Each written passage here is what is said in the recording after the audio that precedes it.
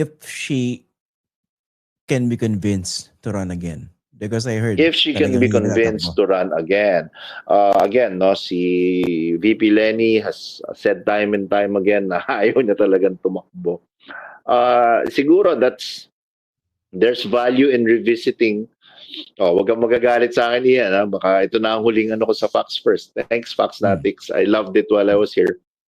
Oo. But if there's any value in the speech that VP Inday gave yesterday, maybe VP Lenny should listen to it. Diba? That sometimes it's not about yourself. Sometimes you really need destiny to be your destination. You have to run towards it, and accept that this is the destiny that was set forth before me. It's bigger than me now.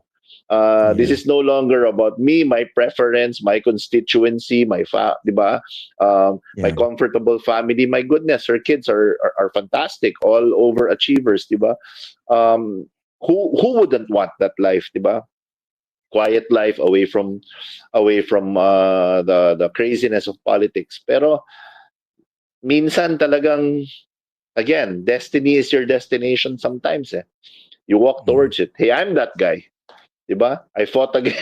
I actively ran away from this field. Diba? Dahil ayokong anak ni Relly lang yan diba? Ay, anak lang yan diba? And wow, what a shadow, diba? What big shoes to fill of my father. But ganun sometimes the life chooses you. So VP Lenny, if you're listening, you heard it from me. Sometimes the life chooses you, ma'am.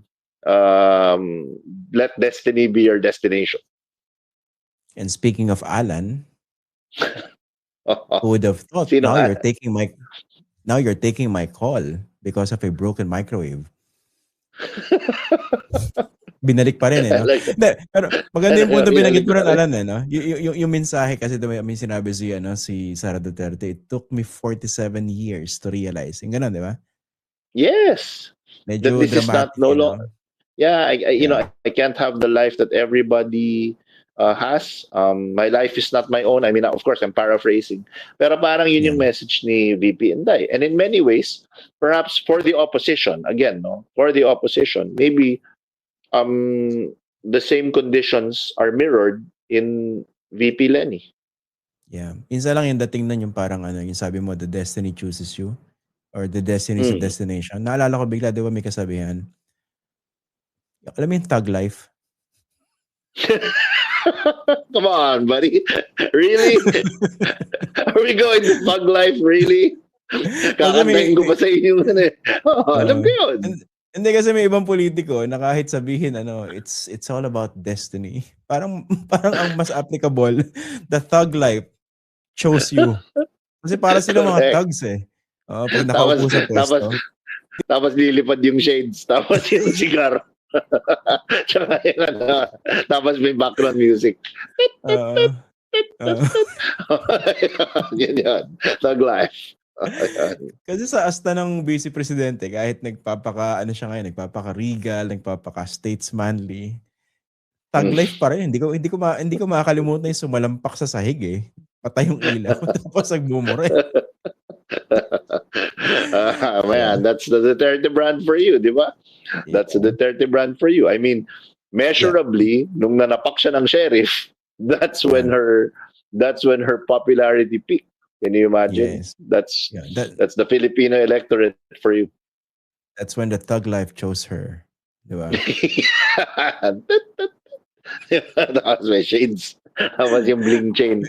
Alam yung bling chain ko, di ba? May tanong pala ako dyan. I don't know kung I'm sure napapansin mo tayo yung eksperto rito. Yung paglilinis ng kanyang imahe lately, do you think that's helping really? Yung pagsasalita niya, mas nagiging marahan, di ba? Nagiging siya very kalmado, because the truth of the matter is this. I think it's very evident to a communicator like me, and I'm sure she has very, very good communications consultants with her as well. A calm, composed, charming Inday Sara Duterte is far more formidable than the Sara Duterte. Yung unhinged version. Yes, kaya nga tapang at malasakit ang kanyang ano 'di ba? That's her tagline, 'di ba? Tapang at malasakit. I imbibe the tapang of my father, Rodrigo Roa Duterte. Meron ako noon, tapang political will, but I tempered it with malasakit. So she's supposed to be the Duterte 2.0, di ba? Na has that softer side. So Yung competence, hindi naman kailangan yung competence. Pag masyadong mataas ang standards mo, Sen Edu would say, kailangan mo ng competence. Pero mukhang dapat tayo mag-adjust di ba Ian? Dapat Okay. we live in a bubble wherein Okay. competence actually matters. Yung kay Len Robredo, no. So, I think ang agam-agam din kasi ng ibang mga taga-suporta niya. Kasi ito anecdotally, no, pag may mga nakakausap ako, talagang they're still expecting and hoping that she would run. Pero nga, yung kanyang repeated A lot are. pronouncements, hindi na talaga eh. Pero marami pa rin hindi naniniwala because of hope, because of optimism, because of siguro well-founded expectation because of what happened in 2022. Pero yun nga, Yes. kung siya yung manok talaga na nakikita ng marami, again, she would have to be convinced to make that decision and make that decision soon, hindi ba? Well, hindi naman that soon because again, no, for me, the ideal time to actually declare your candidacy or at least your intention to run would be either bare of 26 or early in 2027. So may oras pa rin. But Pero yung preparation, yung quiet preparation, should it start now? dapat kumikilos na yan. Dapat kumikilos na yan. Moneyball, man. Dapat kumikilos na yan. The science should already be applied right now. So you should already have stacks and silos based on geography, age, gender, di ba? Taste, social media use. Dapat lahat yan naka-stack and silo na yan by now. Dapat may plano na sila. The last 2 points, alam ko inaantok ka na, no? Gabi na. Mag-isang oras na pala tayo dito. Yun nga, yung isang punto, kung tatakbo siya, no?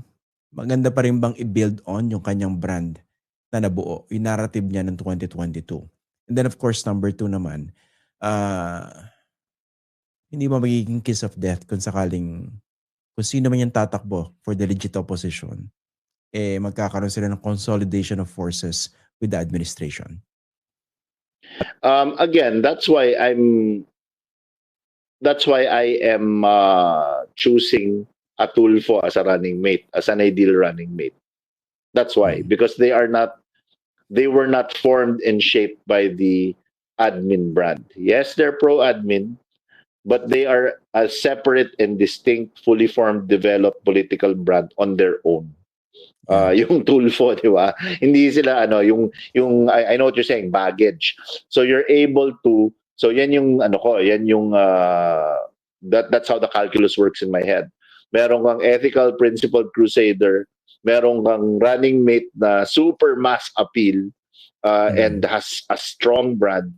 Plus, wink wink nudge nudge, you have the machinery and resources of the administration. That's a juggernaut. Yan ang Godzilla versus King Kong. Magandang labanan yan. Pacquiao Mayweather yan. So, in terms of to your first question, should she stick to the brand, develop the brand? May additional may napakalaking additional input na nalagay sa quote-unquote formula of the Leni Robredo brand that should be mixed into the sauce. And that is the concept of Totga. The one that got away. That is a powerful, emotionally charged, and for many, many, many Filipinos,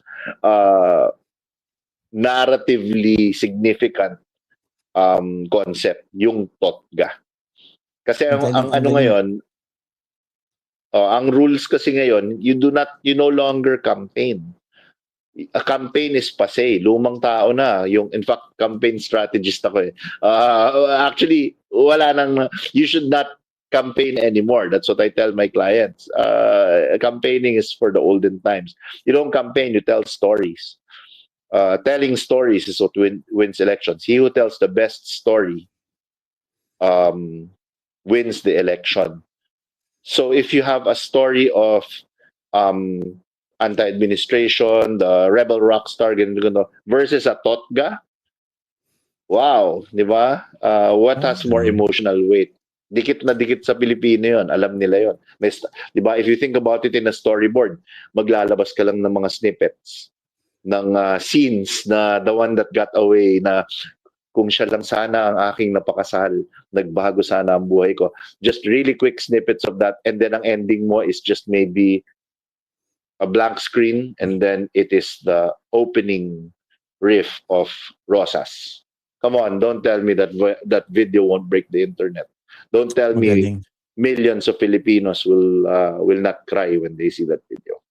Galing talaga mag-isip ng ano. Actually, na-activate yung utak ko nung binabanggit mo yan. Kasi I remember, di ba, meron tayong mga kinoconsider na the best president we never had. Yes. Now, kung i-bridge ito, in-apply yan dito kay Raul Roco before, no? Tapos, may mga nagbabanggit din yan nung natalo sila in 2022.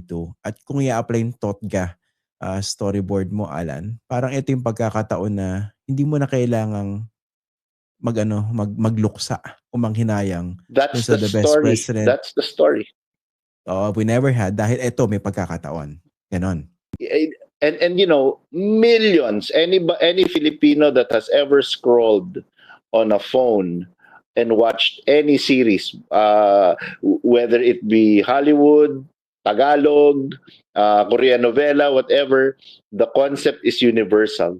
What if you had a chance to do it all over again? Yeah. What if you had a chance for a do-over?